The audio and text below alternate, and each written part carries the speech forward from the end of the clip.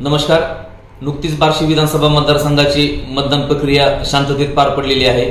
ज्याप्रमाणे मतदान प्रक्रिया शांततेत पार पडण्यासाठी बार्शीतील नागरिकांनी पोलीस प्रशासनास सहकार्य केले, त्याचप्रमाणे निकालाच्या दिवशी म्हणजे उद्या दिनांक 23 तारखेला मतमोजणी होणार आहे, त्या दिवशी सुद्धा शांतता राखून प्रशासनास सहकार्य करण्यास करावे असं मी पोलीस निरीक्षक बार्शी शहर सर्व नागरिकांना आवाहन करतो। विनाकारण अफवावर विश्वास ठेवून आणि दंगामस्ती गोंधळ घालून कायद्याचं उल्लंघन करू नका, जेणेकरून त्यांच्यावर गुन्हे दाखल करण्याची वेळ आमच्यावर येऊ शकते।